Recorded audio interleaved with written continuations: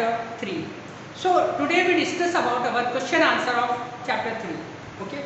So now students you see chapter 3 chart in Excel.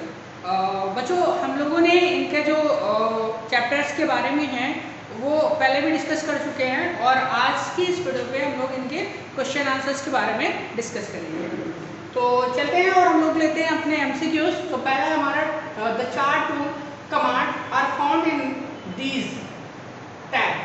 तो बच्चों जो हमारा चार्ट टूल कमांड होता है वो डिजाइन लेआउट में मिलता है। Okay, so now dash are horizontal and vertical lines that make easier to read the chart. So बच्चों ये वाला जो ऑप्शन है हमारा हमको मिलता है ये ग्राफ लाइंस में। ओके, ग्राफ लाइंस में मिलता है। और उसके बाद है you can create a chart by pressing the dash की। तो हम लोग F11 की को प्रेस करते ही जो है चार्ट को क्रिएट कर पाएंगे। You can insert a chart from the dash group under insert tab. यानी कि हम किस टैब के अंदर, किस ग्रुप के अंदर चार्ट को क्रिएट कर सकते हैं। तो हम इंसर्ट टैब में जाकर के चार्ट ग्रुप में के अंदर पे जाकर के चार्ट को इंसर्ट कर सकते हैं। Okay, dash is the largest element covering the complex chart area. तो इसको हम बोलते हैं प्लॉट एरिया। यानी कि हमारे चार्ट का जो प्लॉट एरिया होता है वो सबसे ज्यादा एरिया होता है पूरे चार्ट का। Okay, dash dash represent the value of single data item from the sheet on the chart. तो यहाँ पर होता है डेटा लेवल। तो यहाँ पर क्या लिखेंगे, data level represent the value of single data item from the sheet on the chart. Okay, now another one is dash help us to distinguish between different category of data। यहाँ पे होता है legends. यहाँ पे हम लोग लिखते हैं legends. Okay, now next one. So बच्चों हमारा है data table options is present in the dash group on the layout tab. Okay, तो ये होगा हमारा लेबल। क्या होगा, लेबल टैब। ओके, सो अब हम लोग चलते हैं यहाँ पर T फॉर ट्रू और F फॉर फॉल्स यानी ट्रू फॉल्स के बारे में बात कर लेते हैं। तो पहला है हमारा you can apply only horizontal straight line in a chart in Excel. तो okay, now a data table show data inside chart area along with chart. तो false. Okay, pie chart can represent multiple series of data. तो pie chart आपका single ही represent करता है, इसलिए false. It is possible to preview a chart. इसको भी हम फॉल्स करते हैं कि चार्ट का प्रीव्यू नहीं पॉसिबल होता है, उसका प्रीव्यू नहीं देख पाते हैं। Okay, you can not change the chart type once is created. ये फॉल्स होगा क्योंकि अगर हम लोग कोई चार्ट एक बार बना लेते हैं तो उसको दोबारा उसका लेआउट चेंज कर सकते हैं। Okay, line chart is line chart is effective in displaying trends over a period of time. ये ट्रू होगा क्योंकि ये चार्ट होता है हमारा लाइन चार्ट, ये काफी ज्यादा अट्रैक्टिव होता है। Spark line are created in the sheet from which the data is selected. ये फॉल्स है। यानी कि हमें जहां पे डाटा सिलेक्ट होता है हम उस स्पार्क लाइन को वहां पर इंसर्ट नहीं करा सकते हैं, किसी दूसरी जगह पर उसको इंसर्ट करा सकते हैं। Chart title is the main title of the chart. हाँ, तो ये सही है। यानी कि हमारा जो चार्ट का टाइटल होता है वही मेन टाइटल होता है हमारे चार्ट का। ओके, अब हम आ जाते हैं अपने वन वर्ड में। ओके, वन वर्ड में है create chart are created in the sheet from which the data is selected. उसको हम बोलते हैं embedded chart. Okay, another name of horizontal axis. यानी कि जो हमारे एक्सेस होते हैं, दो एक्सेस होते हैं, एक एक्स एक्सेस और एक वाई एक्सेस। तो जो हमारा हॉरिजॉन्टल होता है, हॉरिजॉन्टल लाइन होती है, उसका दूसरा नाम हमारा X axis. Chart which are similar in line chart. यानी कि कौन सा ऐसा चार्ट है जो लाइन चार्ट की तरह ही दिखता है, तो उसको बोलते हैं बार चार्ट। ओके, फिर इसके बाद आ जाते हैं largest component of chart in Excel. तो चार्ट एरिया, यानी कि जो चार्ट एरिया है वो हमारे चार्ट का लार्जेस्ट एरिया है। Okay, largest component of chart in Excel वो हो गया, सॉरी यहाँ पर है चार्ट इज द वर्कशीट, उसको बोलते हैं हम spark line. Okay, tab from which we can create a chart. यानी हम किस टैब से चार्ट को क्रिएट कर सकते हैं, तो वो हमारा इंसर्ट टैब है। ओके, और tab from which we can apply different shape style, उसको बोलते हैं डिजाइन टैब। ओके, जैसे कि बर्ड स्टाइल हो गया, शेप इफेक्ट हो गया ऑन द चार्ट, तो ये डिजाइन टैब में हमारे अवेलेबल होते हैं। उसके बाद it is created when the chart is added in new sheet in the same one row, तो इसको बोलते हैं चार्ट शीट। ओके बच्चों, अब हमारा आता है fill in the blanks. Fill in the blanks की बात करते हैं। यहाँ पर लिखा a dash show the data inside the chart area along with chart, तो इसको बोलते हैं एलिमेंट, यानी कि वो एलिमेंट्स ही होते हैं जो हमारे चार्ट एरिया में शो होते हैं। ओके, या इन्हीं के माध्यम से हम अपने डाटा को शो कराते हैं।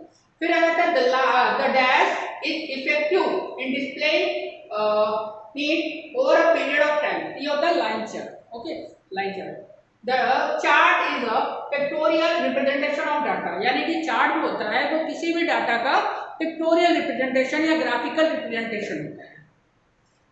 The X axis is known as the category axis, यानी कि एक्स एक्सेस को हम लोग कैटेगरी एक्सेस के नाम से भी जानते हैं।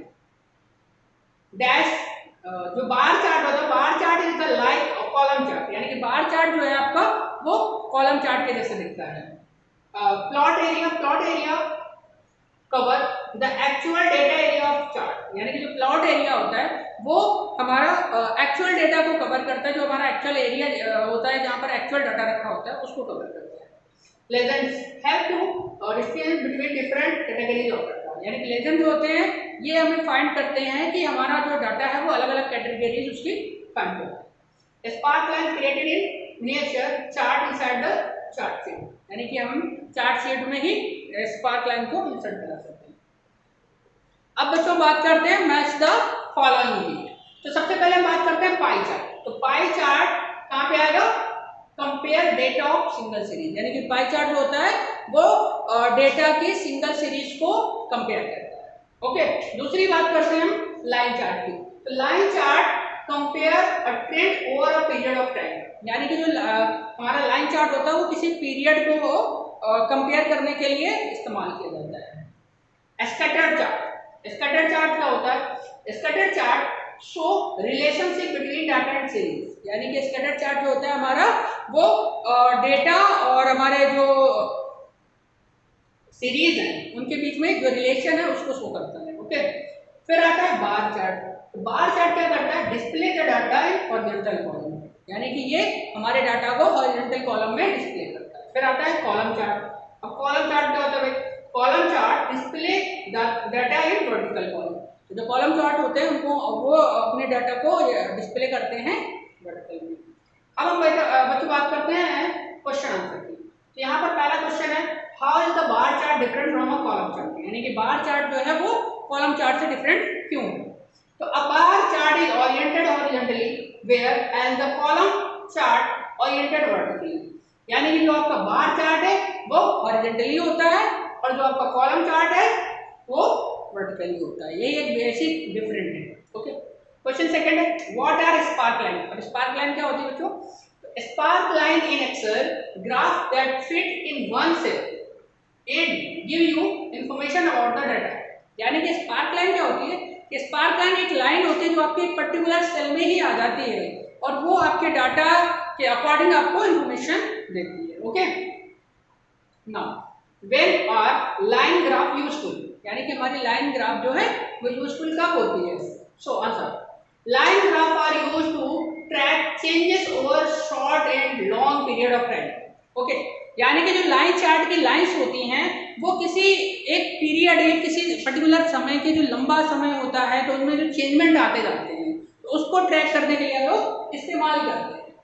When smaller changes exist line graph are better to use than bar graph, यानी कि जब उसमें चेंजेस होते हैं तो ये बार ग्राफ से कहीं बेहतर होता है कि हम लोग लाइन चार्ट का इस्तेमाल करें। Now another question is about what are different between embedded chart and a chart sheet, यानी कि एक embedded चार्ट और एक चार्ट शीट में क्या डिफरेंस होता है, उनमें क्या अंतर होता है?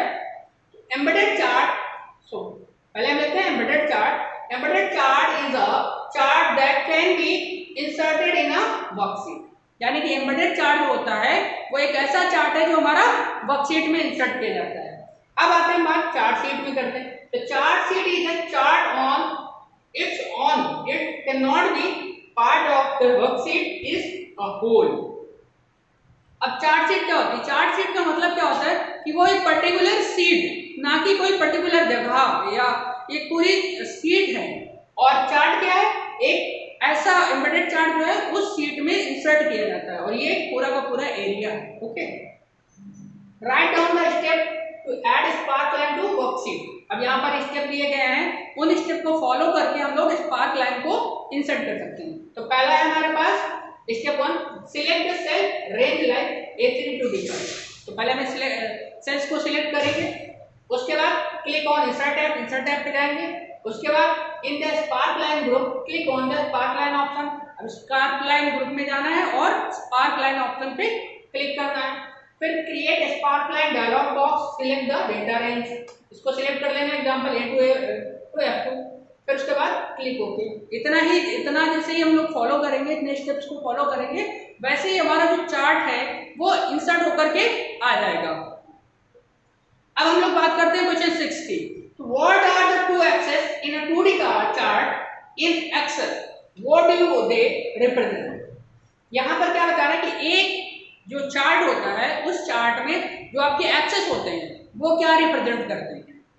तो सीधी सी बात है, चलिए। X axis is the horizontal axis which is also called the category axis। यानी कि आपका जो दो प्रकार के एक्सेस होते हैं, एक X एक्सेस और दूसरा Y एक्सेस। तो जो X एक्सेस है उसको हम लोग कैटेगरी एक्सेस भी कहते हैं। Okay, it show the category of our data on X axis. ये क्या करता है? ये हमारे चार्ट पे X एक्सेस पर कैटेगरीज को शो करता है। अब बात करते हैं दूसरे पे, ये है हमारा Y axis. Y axis it is a vertical axis which is also called value axis। यानी कि ये हमारा वर्टिकल होता है और जिसको हम वैल्यू एक्सेस भी कहते हैं। Sometimes we call value axis। It is generally show the data range of value। ये क्या करता है? ये हमारे वैल्यू की हमारे डाटा के वैल्यू को रिप्रेजेंट करता है। How do you format a chart in Excel? Format का बच्चों मतलब होता है कि हम जो अपना चार्ट इंसर्ट कर रहे हैं, उस चार्ट को इंसर्ट करने के बाद उसमें क्या क्या चेंजमेंट्स कर सकते हैं या हमें उनमें कौन कौन सी चेंजमेंट्स करने हैं। तो वही चीज़ जो आती है वही हमारी पर्टिकुलर यहाँ पे फॉर्मेटिंग के लिए कहलाती है। तो click anywhere in the chart, display the chart to edit the design layout and format. तो इसके साथ ही जो है जब हम चार्ट पे क्लिक करते थे फॉर्मेट टैब अपने आप ओपन हो जाता है और उस विंडो प्रॉपर विंडो खुल जाती है। उसमें कई सारे ऑप्शन होते हैं, तो आप चाह करके उसका कलर चेंज कर लेना, उसका स्टाइल चेंज कर लेना, उसका आउटलुक चेंज कर लेना, ये उसका अपीयरेंस चेंज कर लेना। तो ये सारी की सारी चीज़ें जो हैं वो हमारी आ जाती है फॉर्मेटिंग में।